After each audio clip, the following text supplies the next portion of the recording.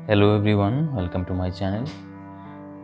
आज के इस वीडियो में मैं डिस्कस करने वाला हूँ प्रोपोर्शन का पूरा नॉलेज दिया जाएगा इस वीडियो में। तो जिस किसी को भी प्रोपोर्शन के बारे में जानना है, ड्राइंग कैसे मैं करता हूँ उसके बारे में जानना है, तो ये वाला वीडियो पूरा 100% काम करने वाला है आपके लिए। ठीक है, तो ध्यान से देखिएगा किस तरीके से मैं कर रहा हूँ। तो कोई भी फिगरेटिव काम करने के लिए बहुत सारे स्टेप्स हैं। एक भी स्टेप्स आप अगर मिस कर देंगे तो बाकी स्टेप्स में आपको दिक्कत होगा। तो हर एक स्टेप्स को आपको फॉलो करना है। ठीक है, सबसे पहले थंबनेल बनाना है। कोई भी एक पर्टिकुलर सब्जेक्ट या कोई भी एक फिगरेटिव रेफरेंस जिसको आप चूज़ किए हो, उसका थंबनेल आपको बना लेना है। मतलब छोटे से A4 साइज के पेपर में उसको आपको पहले 2 बार 3 बार, जितने बार उस पेपर में सही से नहीं आता तब तक ट्राई करना है। ठीक है, अब फिगरेटिव जो पेंटिंग है, पोर्ट्रेट्स हैं, उनमें आपको फेस ड्राइंग करने की ज़रूरत नहीं है। मतलब थंबनेल में सबसे पहले थंबनेल में आपका फेस का जो शेप्स वगैरह है वो सब बराबर आना चाहिए।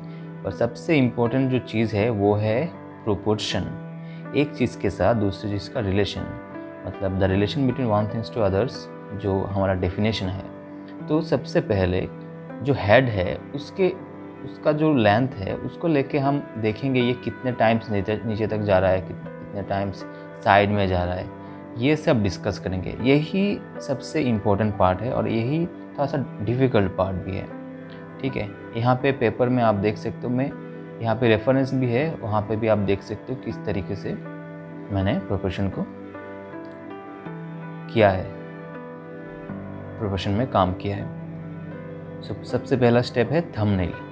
थंबनेल में बराबर आया है, देन आप बड़े पेपर में स्टार्ट करो। ठीक है, और बड़े पेपर में भी बिल्कुल आप थंबनेल में जो आपने किया है सेम आपको लाना है।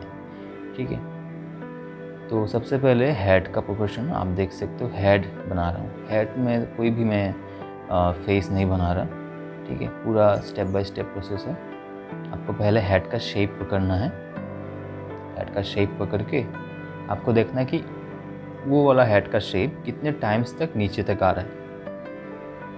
मतलब हेड का जो शेप है वो 1 टाइम्स जहाँ पे आ रहा है रेफरेंस में, वो मेरे ड्राइंग में भी वैसा ही आना चाहिए। ठीक है, और 2 टाइम्स जिस पॉइंट में है रेफरेंस में, वो वाला पॉइंट हम भी ड्राइंग करेंगे उस जगह पे। तो वो तो हो गया ऊपर से नीचे वाला प्रोपोर्शन। अब साइड में भी आपको चेक करना है। जो यहाँ पे हाथ का जो फोल्डिंग से देख सकते हो, तो राइट हैंड कहाँ पे जा रहा है, कितना दूर तक जा रहा है, लेफ्ट हैंड कितना दूर तक जा रहा है, इस तरीके से भी हम प्रोपोर्शन निकालते हैं। तो सबसे पहले जो टेक्निकल एनालिसिस है, थंबनेल में आपका पूरा प्रॉपर आना चाहिए। ठीक है, टेक्निकली आपका थंबनेल परफेक्ट होना चाहिए, तभी जाके आप बड़े पेपर में काम कर सकते हो। सेम टू सेम बस कॉपी करना है उस बड़े पेपर में। हम कभी भी डिटेलिंग से स्टार्ट नहीं करते, कोई भी नहीं। ठीक है, जो लोग जिनका वीडियो आप देखते हो जो कि बिल्कुल डिटेलिंग से स्टार्ट कर देते हैं, वो गलत प्रोसेस है, गलत तरीका है। ठीक है, एक ओवरऑल हम एक ये बनाते हैं कि हेड कहाँ पे होगा, बॉडी के बाकी पार्ट्स कहाँ पे होगा, वो प्लेसमेंट जिसको कहते हैं। कि प्लेसमेंट हम पहले प्रॉपर देखते हैं, प्लेसमेंट कहाँ पे है। प्लेसमेंट को सही करने के बाद धीरे धीरे हम डिटेलिंग में जाते हैं। यही एकेडमिक प्रोसेस होता है। अगर मैं पूरा आई से स्टार्ट करूँ, एक आई बना दिया, देन दूसरा आई बना दिया और पूरा रियलिस्टिक भी बन रहा है, तो उसमें थोड़ा सा झोल है। ठीक है, झोल मतलब क्या, इसमें मैंने ट्रिक यूज़ किया। ठीक है, ये बिगिनर्स के लिए भी नहीं है, ये एकेडमिक सेशन भी नहीं है। ये बस उस तरीके से होगा कि मैंने पॉइंट्स तो ले लिया, पर अभी थोड़ा सा इसको मैजिकल दिखाने की कोशिश कर रहा हूँ। वैसा नहीं करना है। अगर सीखना है प्रॉपर तरीके से तो आपको स्टेप बाय स्टेप ही जाना है। ठीक है, ये वाला टेक्निक कोई मेरा इंडिविजुअल टेक्निक नहीं है। ये हर जो भी आर्ट कॉलेज में पढ़ता है या एकेडमिक लेसन्स जिनका अच्छा है लेसन्स लेते हैं, तो सब लोग यही टेक्निक यूज़ करते हैं। ठीक है, पहले प्लेसमेंट को पकड़ो, देन धीरे धीरे शेप्स को आने दो और धीरे धीरे आपको फीचर्स दिखाना है और धीरे धीरे फेस को लाना है। ठीक है, आइस में, आईब्रोज में अभी मैं धीरे धीरे काम कर रहा हूँ। और अभी देखो, फिगरेटिव काम करने से पहले आपका पोर्ट्रेट सही होना चाहिए। ठीक है, आपका अगर सिर्फ इंडिविजुअल आपका फेस सही से आ रहा है तो जाके आप फिगरेटिव में भी काम कर सकते हो। ठीक है, तो इसका रीज़न ये है कि फेस अल्टीमेटली चाहिए उस जगह पे भी, फिगरेटिव काम में भी। हाँ, फेस के अलावा भी बॉडी के सभी पार्ट्स भी चाहिए सही जगह पे, तो वो तो अलग है। और साथ ही साथ फेस भी प्रॉपर आना चाहिए, तो आपका फेस में थोड़ा सा हाथ आना चाहिए।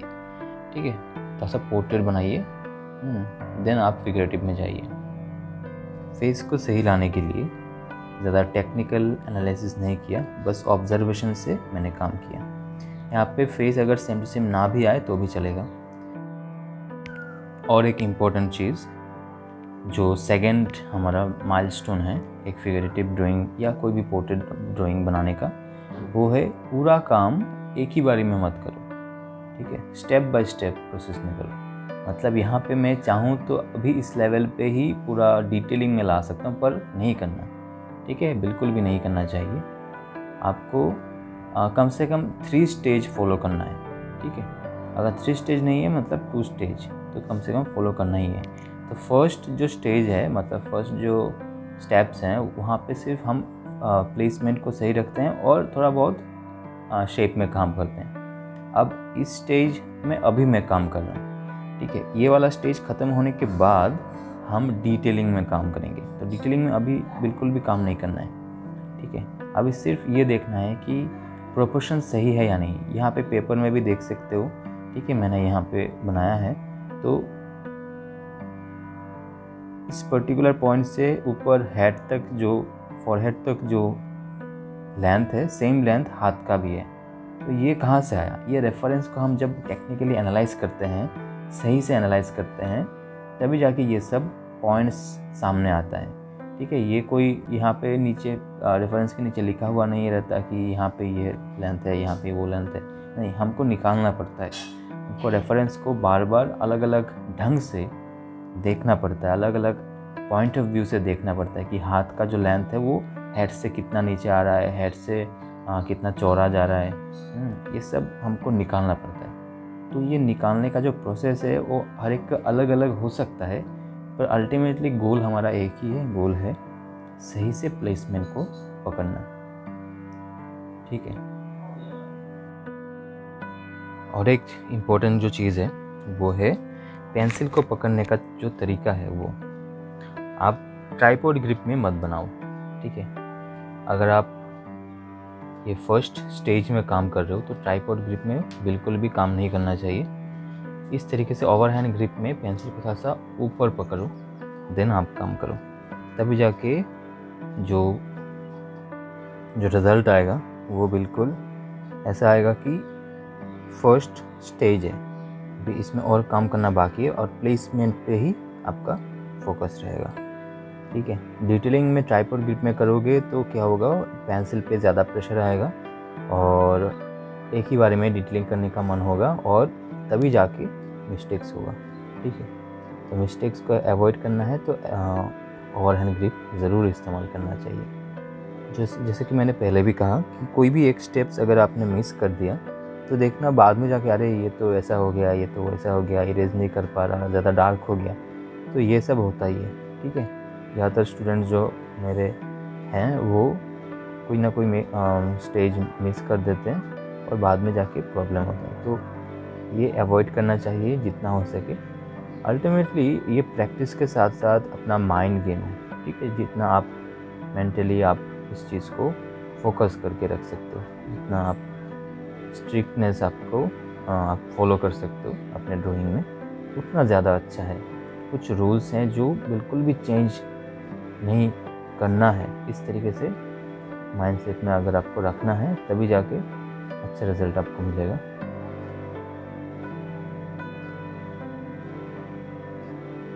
और एक चीज़ है अलाइनमेंट। ठीक है, अलाइनमेंट में भी काम करना है। जैसे कि एक हाथ का जो पार्ट है वो बिल्कुल फ्लो में किस तरीके से, जो फ्लो है ना, फ्लो में किस तरीके से दूसरे पार्ट के साथ टच हो रहा है, वो भी आपको पकड़ना है। अभी ये है सेकेंड स्टेज। अब सेकेंड स्टेज में सिर्फ फेस में दिखाने वाला हूँ, आप देख सकते हो, ठीक है। सेकेंड स्टेज में हम थोड़ा सा लाइट करते हैं अपने ड्राइंग को, थोड़ा सा लाइट करके नीडेबल इरेजर यूज़ करते हैं। थोड़ा सा लाइट करने के बाद हम अभी ट्राइपॉड ग्रिप में धीरे धीरे काम करेंगे और जो फेस है उसको लाने की कोशिश करेंगे जितना हो सके, ठीक है। अगर आपका प्रोपोर्शन सही है, फेस अगर सेम से ना भी आए तो भी आपका ड्राइंग अच्छा बनेगा, ठीक है ना। ड्राइंग अगर अच्छा बनाना है तो ज़रूरी नहीं है कि आपका फेस बिल्कुल प्रॉपर आना चाहिए। अगर आप पर्टिकुलर कोई एक कमीशन वर्क कर रहे हो तब जाके अलग है, तब जाके फेस में बहुत ज़्यादा फोकस करना पड़ता है। पर अभी इतना करने की ज़रूरत नहीं है। आप अगर सिर्फ बिगिनर हो, आप अगर सिर्फ सीख रहे हो, ठीक है, तब आप फेस को इतना कॉपी मत करो, ठीक है। बाकी चीज़ों पे भी आप ध्यान लगाओ, जितना हो सके हम लाएंगे और बाकी छोड़ देंगे। देख सकते हो रेफरेंस भी और किस तरीके से मैं ड्रॉ कर रहा हूँ वो भी। यहाँ पे ऑब्जर्वेशन ज़्यादा इस्तेमाल हो रहा है, टेक्निकल पॉइंट से ध्यान ऑब्जर्वेशन पे हम काम कर रहे हैं। और जब ऑब्जर्वेशन पे हम काम करते हैं तब सिर्फ ध्यान से देखना पड़ता है और हमें बस करना पड़ता है जो हम देख रहे हैं, ऑब्जर्व कर रहे हैं, विजुअलाइजेशन।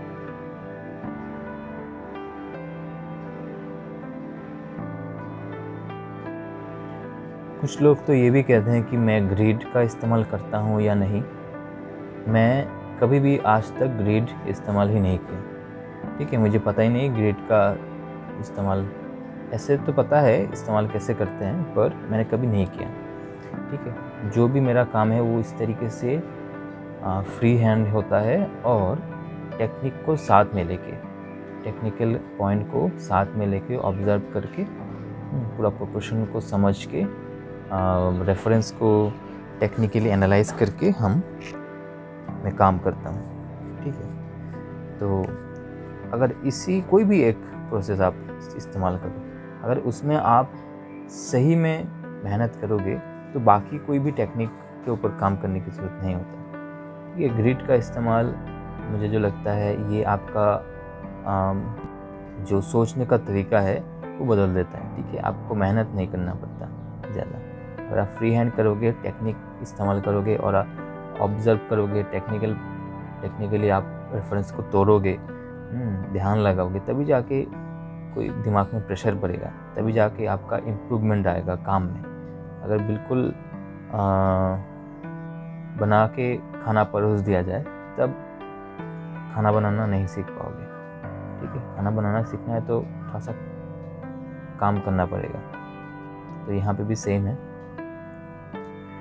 ठीक है। जो फ्री हैंड है, जो टेक्निक है, इसी पे आप अगर ज़्यादा काम करोगे तभी जाके आपको रिजल्ट मिलेगा आपके ड्राइंग में। अभी आप नीडेबल इरेजर भी यूज़ कर सकते हो। मैं यहाँ पे नीडेबल इरेजर भी यूज़ कर रहा हूँ। इससे पहले नीडेबल इरेजर तो मैंने यूज़ किया भी नहीं। फर्स्ट फेज़ में जो भी मैंने काम किया ना, गलती भी हुआ है, ठीक है, पर उसी में मैंने काम किया। गलतियों के ऊपर से ही मैंने लाइंस खींचा, क्योंकि वहाँ पे प्रॉपर नहीं चाहिए था, पर अभी प्रॉपर चाहिए। अभी शेप्स को और ज़्यादा परफेक्ट बना रहा हूँ सेकेंड स्टेज में। अभी फिर से देख रहा हूँ कि हाथ लंबा है या चौड़ा है। ऐसा नहीं कि फर्स्ट पेज में जो किया वही फाइनलाइज है, ठीक है। आपको हमेशा ये ऑब्जर्व करते रहना है कि कौन सा सही है कौन सा नहीं, ठीक है। इम्प्रोवाइजेशन भी होना चाहिए। अगर कोई भी एक चीज़ पसंद नहीं आया, उसको आप अपने तरीके से करना चाहते हो तो वो भी चलेगा, पर वो स्ट्रक्चर को ख़राब नहीं करना चाहिए, प्रोपोर्शन को ख़राब नहीं करना चाहिए। एक हाथ इतना लंबा बना दिया कि मतलब बहुत बेकार लग रहा है, तो वैसा भी नहीं करना चाहिए। जितना हो सके स्ट्रक्चर को सही रखो, प्रोपोर्शन को सही रखो, देन अपना चेंज भी आप कर सकते हो। तो इसी तरीके से स्टेप बाय स्टेप फॉलो करना है हर एक स्टेप्स को, और काम करते जाना है, और आखिर में आपका ड्राइंग ज़रूर अच्छा होगा। और इसी स्टेप्स को फॉलो करते हुए ये रहा मेरा फाइनलाइज वर्क।